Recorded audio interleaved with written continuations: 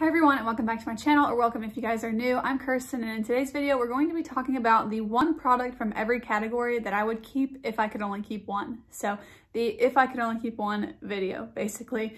This has been going around YouTube and I thought it was really interesting because it's not necessarily your favorite at the moment. It's just if you could only keep one, which one is the most reliable, the most versatile, and just the one that you can trust. So let's just go ahead and jump into it. I do have three categories where I kind of don't really have like just one. It's not like my holy grail. I could probably get away with using a couple other options. And the first one is primer, and that actually does fall into that category, but kind of my favorite at the moment right now. And if I could only keep one of my collection, it would be this one from ColourPop. This is the ColourPop Pretty Fresh Hyaluronic Acid Primer.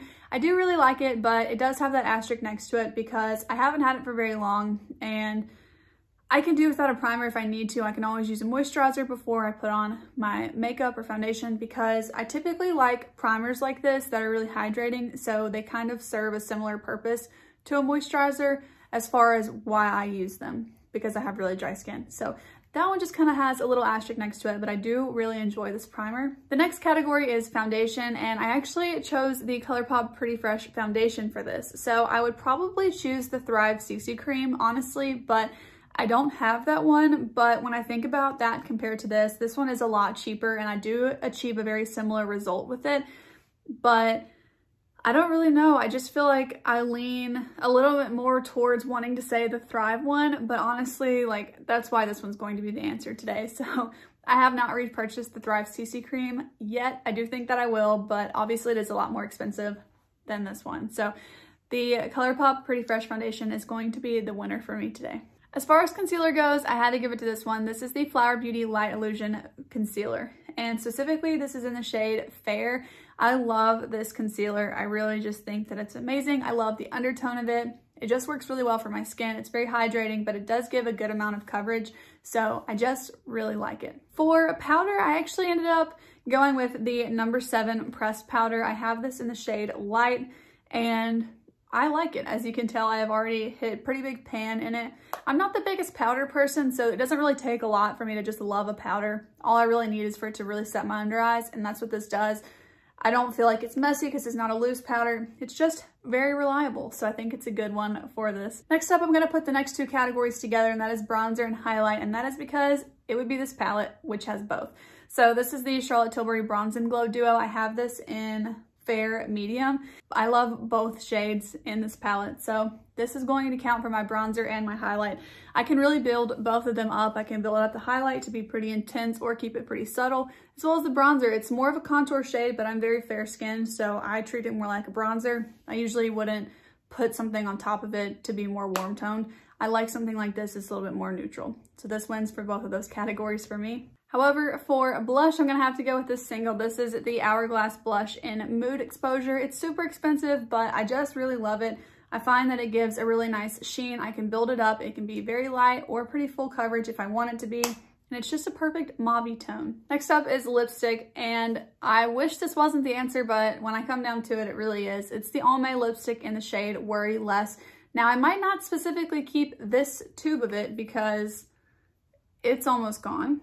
But in general, this is the product that I could do with every single day and never have another one. I think it's perfect. It's just a really nice cool toned nude, and that's what I gravitate toward on a daily basis. So this is definitely gonna win that one for me. I did not pick a lip liner.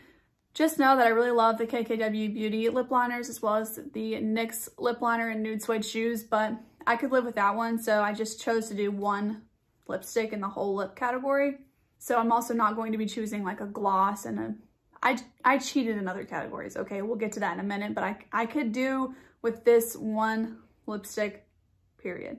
Next up is one of the categories that I am kind of cheating in, and it is eyeliner. So as far as a liquid liner goes, it's gotta be the e.l.f. H2O Proof Eyeliner Pen. I really love this. It's a felt tip eyeliner pen, and it's just really nice. I can't really say too much about it. It doesn't smudge or flake or transfer onto my lids or anything like that. I just love it. But I do really enjoy pencil liners too. So this NYX Epic Wear liner is a really great pencil liner.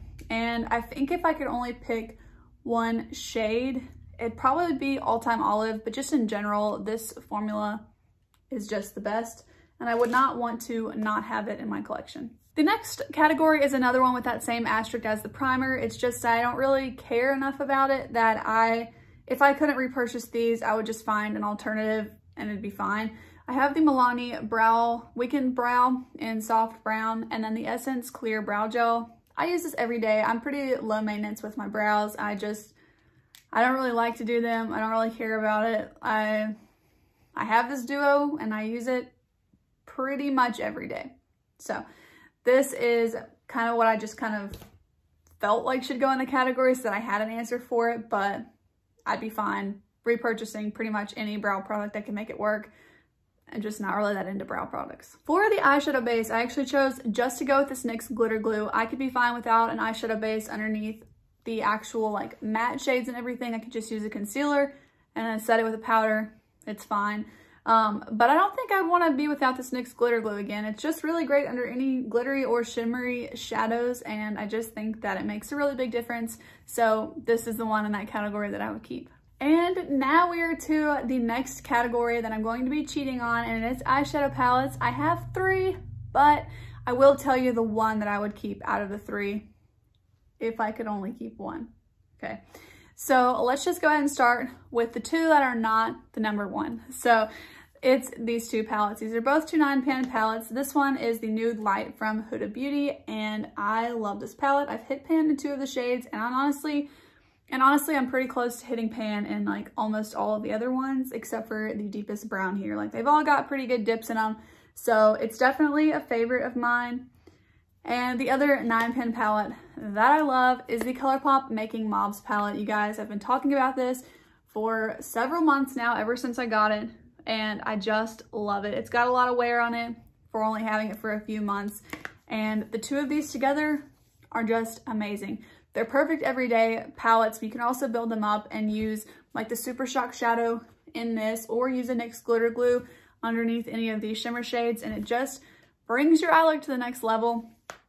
I would be fine, I think, if I could only have one. However, I'd be sad without either one of these.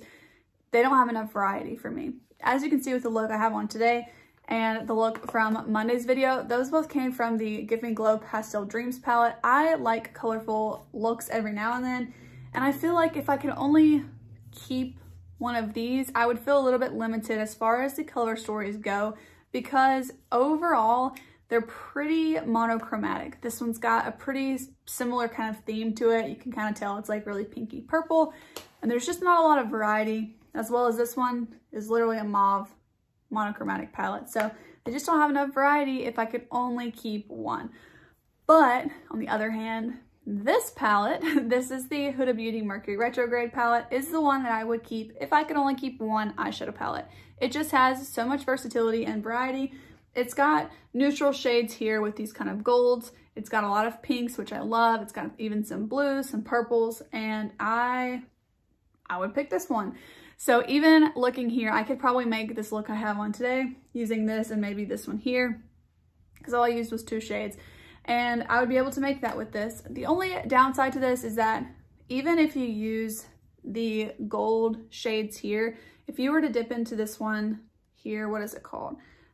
In Crash, it looks a little like brown, but almost all of your looks are gonna be pretty pink toned. But if I could just use like a bronzer in the crease or something and then use this palette alongside of it, that would be the one. But I am going to really cheat here and say I would have to keep all 3 of these. Hope that's fine with you guys.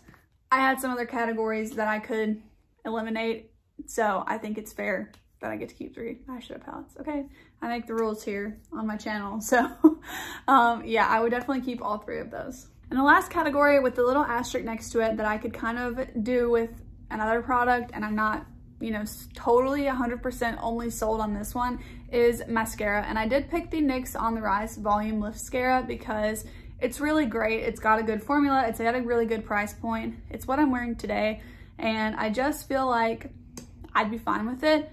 But it's, I don't know. I feel like I haven't found the mascara that I just can't live without. So I really want to try the Tarte Lights Camera Lashes mascara again, because I remember loving that one because it could be used for every day or could really build it up. But I feel that way about this one as well. It's also at a much better price point. I love the Lancome Monsieur Big mascara. That one's probably my favorite, but they're not cruelty-free. And I already put Almay in this video, so I really don't want to have another non-cruelty-free brand in this video. So I am going to go with this as my answer, but just know that I'd be fine getting a mascara from another company. And the final category, if I could only keep one setting spray, it would hands down be this ColourPop Pretty Fresh setting spray. If you guys haven't noticed, this trio is like my all-time favorite. I love this setting spray. This is the second bottle that I've gone through. I had the first one, I used it up like many months ago, and I tried different ones since then, but this one is just the best. The mister on it is amazing. It makes your skin really glowy, which is what I usually go for. I'm not really into a lot of like mattifying setting sprays. This setting spray, however, is not going to make your makeup last longer. It's really just to give you like a really dewy, glowy finish, and it helps all of your products melt together. So that's what I look for. It'd be the only one that I would keep if I could only keep one. But with that being said, that's going to be it for me today. I hope that you enjoyed today's video. If you did, go ahead and give it a thumbs up, and I will see you in the next one. Bye!